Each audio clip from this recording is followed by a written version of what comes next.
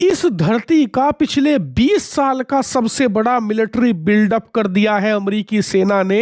हैरान करने वाली बात तो यह है कि दर्जनों F-22 रैप्टर जैसे लड़ाकू विमान ऑलरेडी ईरान की सरहदों पर खड़े हुए हैं और इसके ऊपर से आज ही अमेरिकी सेना ने स्पेशली 50 से ज्यादा स्पेशलाइज F-22 रैप्टर अमेरिका से मंगाए हैं, जो खास तौर पर तैयार किए गए हैं ईरान की स्थिति को देखकर। जी हां, और जिन लोगों को पता नहीं है कि F-22 रैप्टर क्या चीज है, इससे आप समझिए कि सिर्फ 250 है टोटल अमेरिकी फौज के पास, और इन 250 से वो पूरी दुनिया को डोमिनेट करता है। वर्ल्ड में इससे बेटर कोई लड़ाकू विमान है ही नहीं। मतलब एक बार को B-2 स्टेल्थ बॉम्बर को आप पकड़ लोगे, लेकिन F-22 रैप्टर का कोई इलाज किसी के पास नहीं है।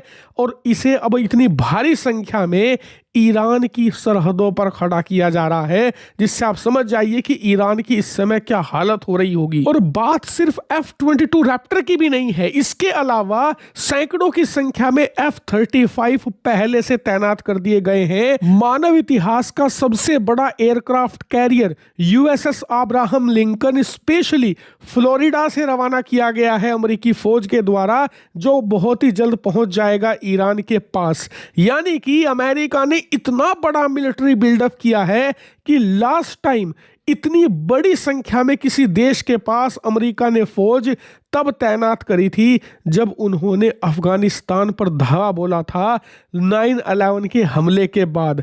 जिससे आप समझ जाइए कि अमेरिका पूरी तरीके से न्यूट्रलाइज करने पर उतारू है ईरान को।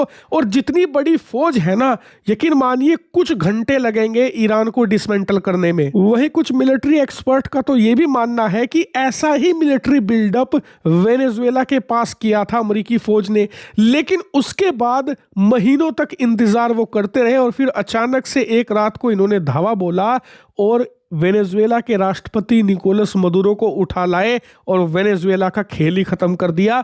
ऐसा ऑपरेशन भी किया जा सकता है जिसमें अचानक से पता लगे कि अमेरिकी फौज ने स्पेशल ऑपरेशन अंजाम दिया है, जिसमें ये अयतुल्ला खमनेई को उठा लाए हैं। यानी कि बादशाही जब नहीं रहेगा तो उसकी बादशाहत ही कहां से रहेगी। इसीलिए अमेरिका के खिलाफ ईरान हर एक पॉसिबिलिटी को तैयार बैठा है। वहीं इसी बीच एक खास खबर स्क्रीन पर आप देखिए, ये निकलकर सामने आई है कि दुनिया भर में कच्चे तेल के जो दाम है 2% बढ़ गए हैं, क्योंकि अमेरिका के उपराष्ट्रपति JD वेंस ने बयान दिया है कि हम जो ईरान के साथ हफ्तों से बात कर रहे हैं उसमें ईरान ने हमारी जो की मांगे थी, यानी कि जो महत्वपूर्ण डिमांड्स थी, उन्हें मानने से इनकार कर दिया है। यानी कि आप देख लीजिए पूरी की पूरी स्क्रिप्ट आपके सामने है। ईरान अमेरिका की शर्तें नहीं मान रहा, इसीलिए अमेरिका लगातार फौज की संख्या बढ़ा रहा है ईरान के आसपास, ताकि ईरान डर जाए। और अगर ईरान नहीं डरता है तो फिर वो इस फौज का इस्तेमाल करने से भी पीछे नहीं हटेगा। और मतलब साफ है कि ईरान का फाइनल सोल्यूशन इस बार होकर रहेगा। इस बार आर पार की लड़ाई के मूड में है अमेरिका, या तो ईरान नहीं या फिर मिडिल ईस्ट में उसका दबदबा नहीं। दोनों के बीच जबरदस्त जंग की पूरी पूरी संभावनाएं हैं, और इनमें सबसे ज्यादा नुकसान ना तो ईरान झेलेगा ना अमेरिका।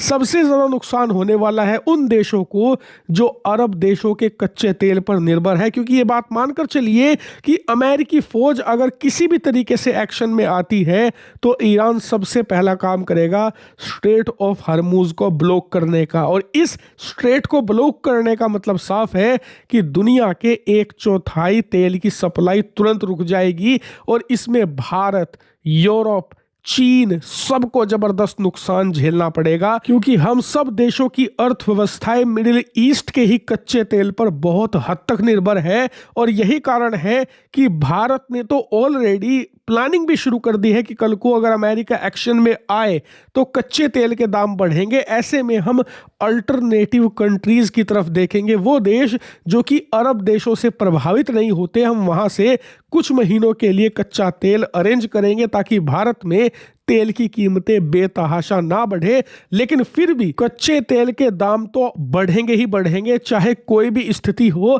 अब इससे बचने का एक ही तरीका है कि ईरान अमेरिका के बीच में जो बातचीत चल रही है, जो आखिरी बात है, ये किसी तरीके से सफल हो जाए और ये युद्ध टल जाए, वरना आने वाले कुछ ही घंटों में आपको खबर मिलेगी कि अमेरिकी हमला ईरान पर शुरू हो चुका है। इसीलिए चैनल को भी सब्सक्राइब कर लीजिए, क्योंकि सबसे पहले खबर ग्राउंड रिपोर्ट के साथ हिंदी नॉलेज शो आपको दे